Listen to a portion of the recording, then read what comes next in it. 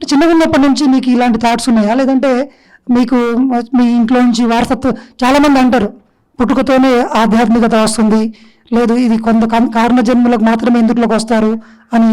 మీకు చిన్నప్పటి నుంచి ఇలాంటి థాట్స్ ఉండేటివా? లేదంటే ఎట్లా మీకు ఎలా ఈ పాత్రలోకి ఎలా వచ్చారు?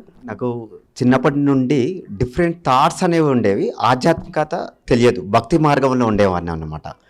సో నేను ఈ ధ్యానంలోకి వచ్చిన తర్వాతనే ఇలాంటి థాట్స్ అనేటివి వచ్చాయి. నేను ధ్యానంలోకి రాకముందు నా జీవితం అంతా భయంతో ఉండేది అనమాట. ఎందుకు భయం అంటే, మా ఏజ్ ఆఫ్ 5 years, నేను 5 years ఏజ్ ఉన్నప్పుడే మా ఫాదర్ అంటే బాడీ వేకెట్ చేశారు. చేసినప్పుడు ఏంటంటే మా మదర్, మేము 3 members పిల్లలం. మరి 3 members అంటే నేను 5 years అన్నప్పుడు మా సిస్టర్ 3 years, మా తమ్ముడు 1.5 year మోస్ట్లీ అలా. సో అలాంటి సందర్భంలో ఎలా ఉంటుందంటే అంత భయంగా ఉంటుంది. అలాంటి సందర్భంలో ఉన్నప్పుడు నాకు థాట్స్ అయితే డిఫరెంట్గా ఉండేవి అనమాట. ఎలాంటి అంటే, సూర్యుడు రోజు ఎందుకు తూర్పుని ఉదయించాలి, మరి మనం లేట్గా లేస్తున్నాం కదా, సూర్యుడు కూడా అప్పుడప్పుడు కొంచెం టైం లేట్గా రావచ్చు కదా. అంటే ఫ్రెండ్స్ ఏమన్నా అంటే ఈయనకి పిచ్చిలేసేసింది, ఇంకా ఇలాంటి క్వశ్చన్స్ అడుగుతున్నాడు.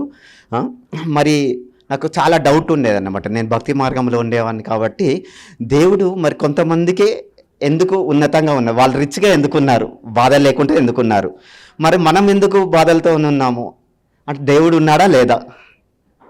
పూజలు అయితే చేస్తున్నాం కానీ దేవుడు ఉన్నాడా లేదా అని నాకు చాలా డౌట్ అన్నమాట.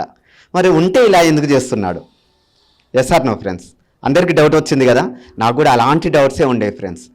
సో నాకు ఆ ధ్యానంలోకి రాకముందు నాకు జాబ్ ఏదో వస్తుందో రాదో, అసలు నాకు మ్యారేజ్ అవుతుందో లేదో, ఎందుకు అంటే వెనకాల ఆస్తులు లేవు, బ్యాక్గ్రౌండ్ లేదు, అంటే ఇన్కమ్ సోర్సెస్ లేవు అన్నమాట. అలాంటి టైంలో ఎలా ఉంటుంది ఎవరికైనా?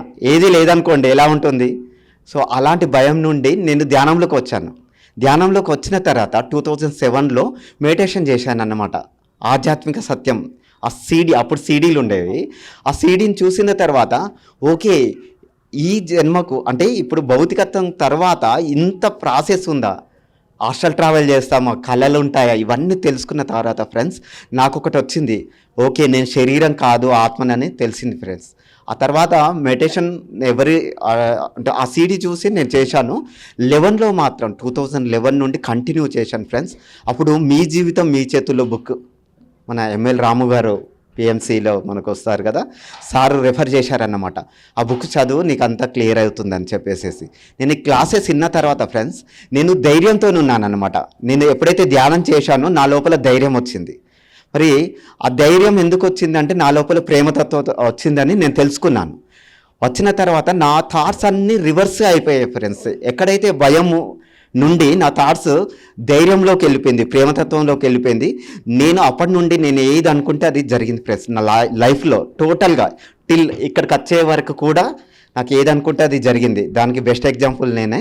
ఎందుకంటే మ్యారేజ్, సో అమ్మాయిలు లేరు, మ్యారేజ్ ఇవ్వరు, ఆస్తులు లేవు, జాబ్ లేదు, సాఫ్ట్వేర్ కాదు అని చెప్పేసి ఇంట్లో వాళ్ళు అనేవాళ్ళు అన్నమాట. చాలా సంపాదిస్తే కానీ వెంటనే. కానీ నాకు ఒక పిరమిడ్ మాస్టర్తో మ్యారేజ్ కావాలన్నప్పుడు పత్రిజీతో అన్నప్పుడు నీకు అవుతుంది పోరా అన్నాడు. సో 1 year వెయిట్ చేశాను, కాలేదు. తర్వాత నా లైఫ్ పార్ట్నర్ నందిని వచ్చేసేసి లైట్ వర్కర్స్లో వాలంటరీగా చేసేది. అప్పుడు మా థాట్స్ ఒకేలాగా ఉండేవన్నమాట. సో మనం ఒక పాత్రలోకి వెళ్ళాలంటే ఇద్దరు ఒకేలాగా ఉంటే చాలా ముందుకు వెళ్తామని చెప్పేసి మేము అనుకొని అప్పుడు మ్యారేజ్ కూడా సారు మాకు ఐఎఫ్ఎస్ఎస్ ప్రోగ్రామ్ మంచిర్యాలలో జరిగింది. అప్పుడు అడిగాను, సార్ మరి మ్యారేజ్ అన్నారు, ఏం లేదు కదా అని చెప్పేసి అన్నారు. చాలా ఫ్రీగా ఉండేవాళ్ళు. అన్న తర్వాత అయిపోతుంది అని చెప్పేసి కాల్ చేయమన్నారు. కాల్ చేసిన తర్వాత 1 weekలో మ్యారేజ్ అయిపోయింది ఫ్రెండ్స్. నా అకౌంట్ బ్యాలెన్స్ 10,000 రూపీస్ అన్నమాట. సో ఆ 10,000 రూపీస్ బ్యాలెన్స్తో మ్యారేజ్ అయిపోయింది. సో నాకు ఇప్పుడు అన్నీ అంటే టోటల్గా సమకూరారు. ఇప్పుడు light workers TV daily 6 classes అంటే ఫ్రెండ్స్ ఒకటి సింపుల్గా చెప్పాలంటే నేను ఇమాజినేషన్ సార్ ఒక స్పీచ్లో చెప్పారన్నమాట పత్రిజీ. నేను ఒక 30 సంవత్సరాల క్రితము ఇలా పెద్ద పెద్ద పిరమిడ్స్ కావాలి, కొన్ని లక్షల మందితో ధ్యానం ఒకే దగ్గర జరగాలని నేను అప్పుడు ఉన్నప్పుడు నేను ఇమాజినేషన్ చేశాను అని చెప్పారన్నమాట. ఎస్, నేను దాన్ని పట్టుకున్నాను. రామ్తా బుక్ తెలుసు కదా మీకు, అది పత్రిసారి స్పీచెస్ పట్టుకున్న తర్వాత నేను కూడా ఇమాజినేషన్ ధ్యానము, ఆనాపానసతి ధ్యానము, తర్వాత ఇమాజినేషన్ చేశాను అనమాట. ఒక టీవీ లాగా నడవాలి అంటే మనకి ఇవన్నీ సోషల్ మీడియా లేనప్పుడు ఫ్రెండ్స్ లైట్ వర్కర్స్ గ్రూప్సే ఉండేవన్నమాట. మన పిఎస్ఎస్ఎం ఏది జరిగినా, ఈవెంట్ జరిగినా మన దగ్గర నుంచి మెసేజ్ వెళ్ళేది. అలానే పత్రిజీ రిటర్న్ మెసేజెస్ దాదాపు ఒక 5 లాంగ్వేజెస్లో ట్రాన్స్లేట్ చేసి ఇచ్చామన్నమాట. అలా టీం ఉంది. అయిన తర్వాత ఒక టీవీ లాగా ఉండాలి. మనం ఎలా అయితే మెసేజ్లు ఇస్తున్నామో ఛానల్ కూడా అలా నడవాలి. డైలీ 6 to 7 సెషన్స్ నడుస్తున్నాయి ఫ్రెండ్స్. అంటే ఆ ఇమాజినేషన్ పవర్ ఎంత ఉంది అనేది మీకు తెలుసు. ఇప్పుడు అందరు ఏమంటున్నారంటే మేము ఒక ప్రోగ్రామ్కే చాలామందిని, ఒక మాస్టర్ మాట్లాడాలంటే చాలా టైం పడుతుంది, వాళ్ళు టైంకి క్యాన్సిల్ కూడా అవుతారు. సో మా టీం అందరూ కూడా అంటే మీరందరూ కూడా ఎలాంటి వాళ్ళు అంటే, సో ఎవరైనా మాస్టర్ రాకుంటే వీళ్ళే క్లాసులు చెప్పే వాళ్ళన్నమాట.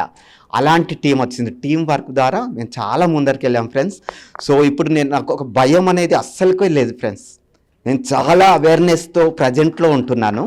సో నాకు అన్నీ సజావుగా జరిగిపోతున్నాయి. సో నాకు ఇప్పుడు చూడండి, నాకు ఇక్కడ కూడా అవకాశం ఇచ్చారు. అవకాశాన్ని నేను అక్కడ బిజీ ఉన్నప్పటికీ అవకాశాన్ని ప్రతి అవకాశాన్ని నేను తీసుకుంటూ ఉన్నాను అన్నమాట. అలా నేను ముందరికి వెళ్తున్నాను friends. So thank you so much.